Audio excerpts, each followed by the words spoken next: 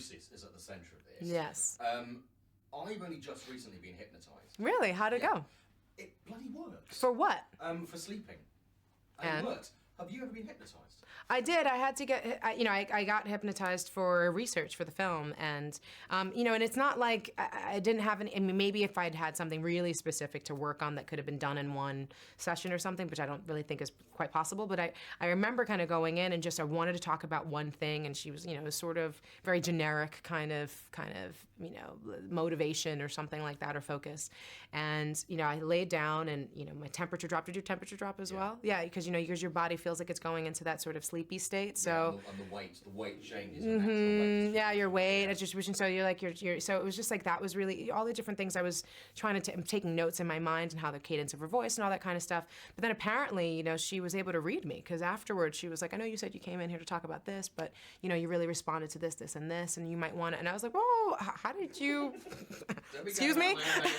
That's creepy. Were you going through my stuff? Like, that's a little creepy. And she was like, no, I mean, when your foot was jerking and all this kind of stuff, like I was reading into what your body signals was telling me. So that was really quite fascinating and gave me a lot of respect and awe for the profession, and made me ended up reading this book called What Every Body Is Saying, because I was very curious then as to what kind of tells our body is constantly giving off. And when you do a film like this, which is kind of clearly a poker match, it makes sense that you would start paying attention to people's tells. Now, talk about a movie, because that's what we're here to do. Yeah. It's your first movie with Danny. Yeah. Is that one of the reasons you did it? Because a lot of actors have like a wish list of directors. Yes. And you've worked with some absolutely amazing ones. Yeah. Was he on that dream list? Yes, he was. And specifically because I remember meeting him several years ago on a film that ended up not going. But I remembered, and I do a lot of meetings, you go into a lot of auditions, and you meet people, but they don't always kind of have that effect where you kind of really remember it afterwards, and you kind of walk away going, yes, this has to happen. And I remember just going, I feel like I learned something. I feel like we were just shot a little short film, like that real work just happened, and we really got into it, and there was such incredible insight and revelations that he was able to share with me and play with. And I remember just kind of going, this has to happen. If there's another script that comes up at some point that has a part that could be right for me, I have to fight for it. And then I read the script, and it was like, whoa, okay, this is unbelievable. This script is absolutely remarkable, but also there's a lot that is expected of me. And I remember having to really consider going, okay, if I want to do a Danny Boyle film, is this the one? And just knowing absolutely, that it's not just because it's Danny's film, but it's because this is a remarkable script. It's a really great story, great character, and I think I'm right for it. So it was really fun to work with him on something like this, because it's very clever, it's very complex, and I definitely, as much as I expected to, learned a lot working with him. City sequel coming up. Yep. How deep are you into that? We're done. I'm done. I'm finished shooting on that. Yeah. So I mean, I've got my fake hair right here. It's growing out now. My shave. That's all I can show you right now. It's a little scary. Don't be scared. Don't be scared. Yet. I'm not Gail for real. No. I really can't wait to see it. Okay. Well, first of all, Rosario, welcome back to London. Thank you. You are almost a native here. I don't know about that, but I love being here very much. And someone told me like 5 minutes ago you ride the tube. I do, quite often. I was so funny, I was tweeting with someone who was like, you're gonna love being on the tube right now because there's all the posters are up and everything. And that's actually quite exciting. We shot this film in 2011, so it's so weird now that finally people are seeing it and can finally go and see it. So it's really kind of awesome. So I can't wait to actually jump back on the tube. I live in King's Cross part-time, so yeah, it's a really great way to go in. I mean, I love black cabs and I love all of that, and I can walk from that area, but in general, I think the tube is way faster to get around. Do people recognize you on the tube? Sometimes when I'm like this. Or you just No. you just put your face on it and you just stop and you're like, not me.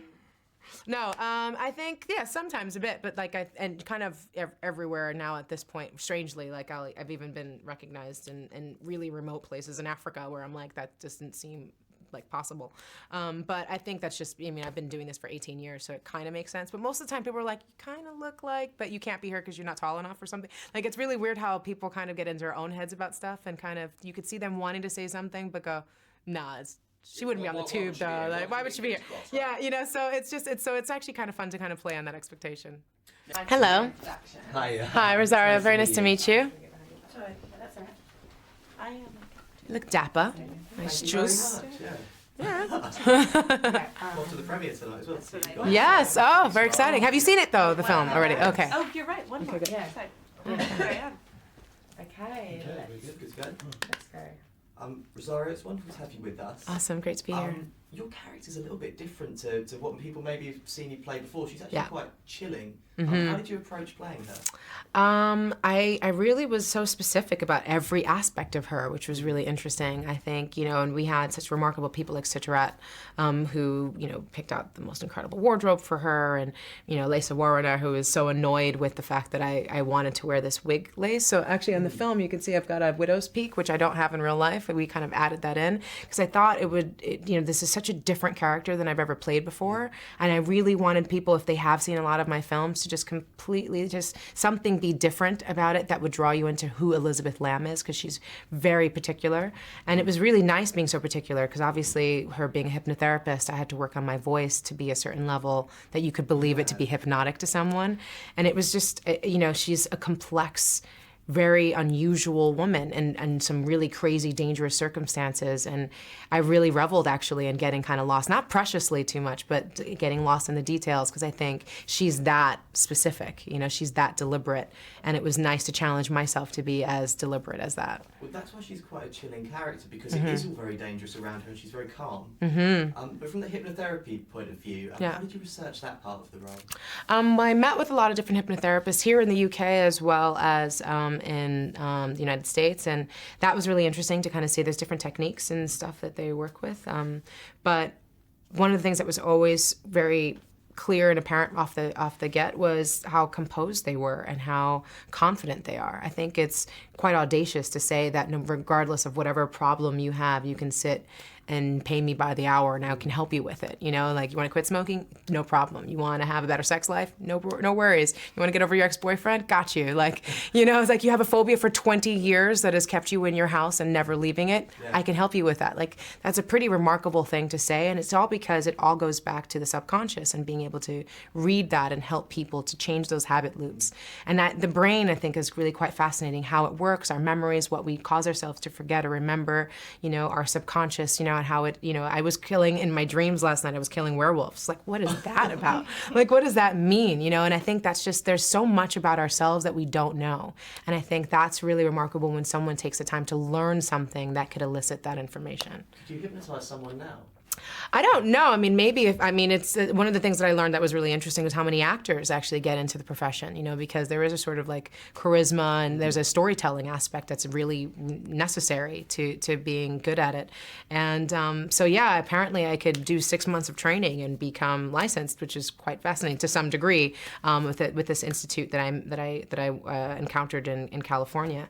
But, one of the things that I thought was really fascinating was like a big kind of boom, that got me really chuffed when I was working on it, was there was a point where I had recorded my voice. I had like 10 pages to do, so I recorded it, and we were going out to Sunday dinner with a friend, and I put it into the car, and she was driving, and she started kind of nodding out, and I was like, am I boring you? And she was like, no, I just feel like I'm driving on the French countryside and it's relaxed and beautiful. And she was like getting really lost to it, and I remembered, when I met with this hypnotherapist, on it says like, do not operate heavy machinery, do not drive, do not pay attention to any of these different things, because it's trying to get you into a very relaxed state.